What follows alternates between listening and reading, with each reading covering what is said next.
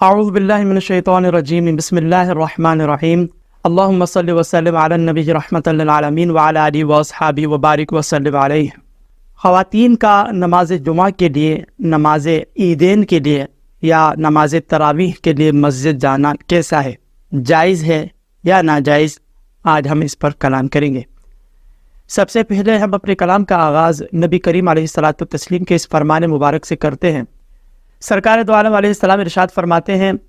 مملوک غلام یعنی ایسا غلام جو کسی کی ملکیت میں ہو، جیسا کہ سابقہ زمانے میں غلام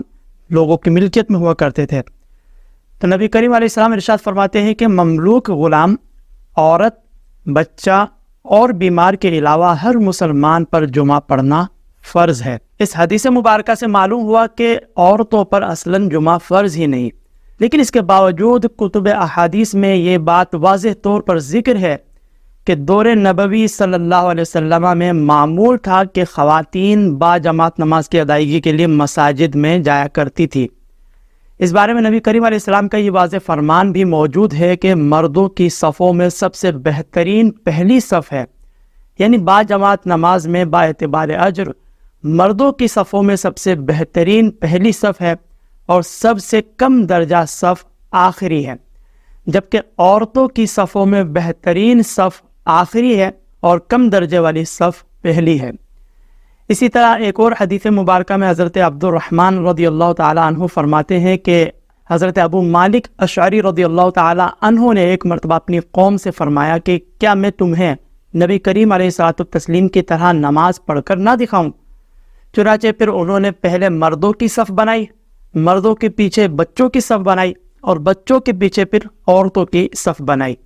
اسی طرح حضرت ابن عمر رضی اللہ تعالی عنہما فرماتے ہیں کہ نبی کریم صلی اللہ علیہ وسلم نے ارشاد فرمایا، اپنی عورتوں کو مسجد جانے سے مت روکو، البتہ ان کے گھر ان کے لیے زیادہ بہتر ہے، یعنی نماز پڑھنے کے لیے ان کے گھر ان کے لیے زیادہ بہتر ہے۔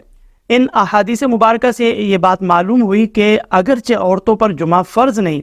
لیکن اس کے باوجود سرکار دو عالم علیہ الصلوۃ والتسلیم کے زمانہ مبارکہ میں خواتین نماز کے سلسلے میں مساجد میں حاضر ہوا کرتی تھی۔ اب سوال یہ ہوتا ہے کہ جب نبی کریم علیہ السلام کے زمانہ مبارکہ میں خواتین مسجد میں حاضر ہوتی تھی، تو پھر بعد میں ان خواتین کو مسجد آنے سے منع کیوں کیا گیا؟ کس نے منع کیا؟ کس وجہ سے منع کیا؟ تو اس حوالے سے یہ بات ضرور یاد رکھیے کہ نبی کریم علیہ السلام کا زمانہ مبارک رحمت و برکات سے پر نور تھا، کیونکہ یہ وہ زمانہ مبارکہ تھا کہ جس میں نبی کریم علیہ السلام بنفس نفیس تشریف فرماتے ہیں۔ یہی وجہ ہے کہ آپ کا یہ بابرکت زمانہ نت نئے شر سے، فتنہ و فساد سے خالی تھا۔ یہ ایک ایسا زمانہ تھا کہ جس میں احکامات شرعیہ سیکھنے کی بھی حاجت تھی۔ یہی وجہ ہے کہ فتنہ و فساد کے مفقود ہونے یا اس فتنہ و فساد شر کے کمی کی وجہ سے خواتین مساجد کا رخ کیا کرتی تھی۔ لیکن اس مبارک بابرکت دور کے بعد، زمانے کے بعد، تغیر زمانہ کے سبب جب فتن نمودار ہونے لگے تو مزاج شرع کو ملحوظ رکھتے ہوئے دور فاروقی میں حضرت عمر فاروق رضی اللہ تعالی عنہ کے زمانے میں عورتوں کو مسجد جانے سے روک دیا گیا۔ یعنی حضرت عمر فاروق رضی اللہ تعالی عنہ نے خواتین کو مساجد کے لیے نکلنے سے جب منع فرمایا تو ان خواتین نے حضرت عائشہ صدیقہ رضی اللہ تعالی عنہ کی بارگاہ میں شکوہ کیا، تو حضرت عائشہ صدیقہ رضی اللہ تعالی عنہ نے جواباً ارشاد فرمایا کہ اگر نبی کریم علیہ السلام وہ جان لیتے، وہ بات جان لیتے جو حضرت عمر فاروق رضی اللہ تعالی عنہ نے جانی ہے، تو نبی کریم صلی اللہ علیہ وسلم بھی تمہیں نکلنے کی اجازت نہ دیتے۔ چنانچہ اسی وجہ سے حضرت ابن مسعود رضی اللہ تعالی عنہ نماز جمعہ کے لیے آنے والی عورتوں کو مسجد سے نکال دیا کرتے تھے۔ حضرت ابو عمر شعبانی علیہ رحمہ ارشاد فرماتے ہیں کہ انہوں نے حضرت ابن مسعود رضی اللہ تعالی عنہ کو دیکھا کہ جو جمعہ کے دن عورتوں کو مسجد سے نکال رہے تھے اور یہ فرما رہے تھے کہ وہ اپنے گھروں کو چلی جائے، خواتین اپنے گھروں کو چلی جائے، کیونکہ ان کے لیے ان کا گھر بہتر ہے۔ تو خلاصہ کلام یہ ہے کہ فتنے کے خوف کی وجہ سے حضرت عمر فاروق رضی اللہ تعالی عنہ کے زمانہ مبارکہ میں خواتین کو مسجد میں جانے سے منع کر دیا گیا تھا، کہ جس پر ابھی تک عمل ہے، اور یہ ممانعت در حقیقت مسجد میں داخلے پر نہیں تھی، بلکہ ان کا مطلقاً بلا ضرورت شرعیہ گھر سے نکلنا منع قرار دیا گیا تھا۔ لیکن دور حاضر میں اس بات سے ہر خاص و عام بخوبی واقف ہے، اگرچہ خواتین مساجد کی طرف رخ نہیں کرتی، لیکن یہ اس کے علاوہ کہیں اور آنے جانے سے باز بھی نہیں آتی۔ تو اب علماء اسلام ارشاد فرماتے ہیں کہ عورتوں کا چند شرائط کو مد نظر رکھتے ہوئے نماز جمعہ میں شرکت کرنا مستحب ہونا چاہیے۔ پہلی شرط، خواتین با پردہ جائے، اسی طرح ان کی نماز کی جگہ بھی مکمل با پردہ ہو۔ نمبر 2، محرم یا ان کی اجازت سے امینہ عورتوں کے ساتھ، نیک عورتوں کے ساتھ مسجد کی طرف رخ کرے۔ اسی طرح نمبر 3، راستہ پرفتن نہ ہو۔ نمبر 4، مسجد میں جا کر یہ خواتین فضول گوئی اور آوازیں بلند نہ کرے بلکہ نماز پڑھ کر فوراً مسجد سے نکل جائے۔ نمبر 5، مسجد میں اتنے چھوٹے بچوں کو بھی ہرگز نہ لائیں کہ جو مسجد کے آداب سے ناواقف ہو۔ اسی طرح نمبر 6، مسجد کے داخلی اور خارجی راستے مردوں سے جدا ہو، بالکل مختلف ہو تاکہ اختلاط نہ ہو۔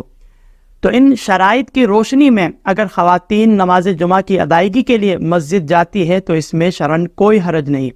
بصورت دیگر کسی شرط کے مفقود ہونے کی صورت میں، کسی ایک بھی شرط کے کم ہونے کی صورت میں خواتین اگر مسجد کے لیے نکلتی ہے تو ان کا نکلنا یہ جائز نہ ہوگا۔ اسی طرح اگر ہم ذرا غور کریں تو ہمیں معلوم ہوگا کہ ان شرعی قیودات کا لحاظ رکھتے ہوئے اگر خواتین مساجد کا رخ کرتی ہے، جمعہ کے لیے نکلتی ہے، تو اس میں کم از کم 2 بڑے فوائد ضرور حاصل ہوں گے۔ نمبر 1، بسا اوقات عورتیں گھر میں رہ کر سستی اور غفلت کی وجہ سے ظہر کی نماز بھی نہیں پڑھ پاتی، لیکن اگر ان شرائط کا لحاظ رکھ کر وہ مسجد میں شرکت کرے گی تو اس سبب سے نماز جمعہ کا باجماعت حصول بھی ممکن ہوگا۔ اسی طرح نمبر 2، ان کا یعنی خواتین کا مسجد میں درس و وعظ و نصیحت میں شرکت کرنا حصول علم اور باطنی اصلاح کے سلسلے میں بھی انتہائی مؤثر نفع بخش ثابت ہو سکتا ہے اور ہوتا بھی ہے، جو نہ صرف ان خواتین پر منحصر ہوگا بلکہ ان کے اہل و عیال تک، ان کے گھر بار تک بھی منتقل ہو سکتا ہے۔ جبکہ اس کے برعکس یعنی نماز جمعہ سے اگر بالفرض مطلقاً روک دیا جائے تو اس روکنے کی صورت میں جو دینی ذوق و شوق رکھنے والی خواتین ہیں ان کا بسا اوقات دیگر بد مذہبوں کی مساجد کی طرف رخ کرنے کا قوی اندیشہ ہوتا ہے، خوف ہوتا ہے، اور یہ صورت انتہائی مضر ہے اور گمراہیت کی طرف لے جانے کے سلسلے میں یہ صورت معاون و مددگار ثابت ہو سکتی ہے اور ہوتی بھی ہے۔ جیسا کہ ہم یہ دیکھتے ہیں کہ دور حاضر میں درس قرآن کے نام پر، خلاصہ تراویح کے نام پر سادہ لوح عوام کو گمراہیت کی طرف مائل کیا جا رہا ہے۔ چنانچہ اب اس صحیح ضرورت کو مد نظر رکھتے ہوئے دور حاضر میں ان خواتین کو مسجد جانے سے بالکل بھی نہ روکا جائے بلکہ ان شرائط کو مد نظر رکھتے ہوئے ان کو جانے کی بالکل اجازت ہونی چاہیے۔ اسی بات کو مفتی احمد یار خان نعیمی علیہ رحمہ ارشاد فرماتے ہیں کہ اب عورتوں کو باپردہ مسجد میں آنے سے نہ روکو، اگر ہم روکیں گے تو یہ بد مذہبوں کی مساجد کی طرف پہنچتی ہے۔ ان لوگوں نے، ان بد مذہبوں نے عورتوں کے لیے بڑے بڑے انتظامات اپنی مسجدوں میں کیے ہوئے ہیں، عورتوں کو گمراہ کر کے ان کے شوہروں کو اور بچوں کو یہ بہکاتے ہیں۔ تو خلاصہ کلام یہ ہے کہ ذکر کردہ ان شرائط کو، ان فوائد کو مد نظر رکھتے ہوئے عورتوں کا نماز جمعہ کے سلسلے میں مساجد جانا ضرورتاً بالکل جائز ہے، اس میں شرعاً کوئی قباحت نہیں۔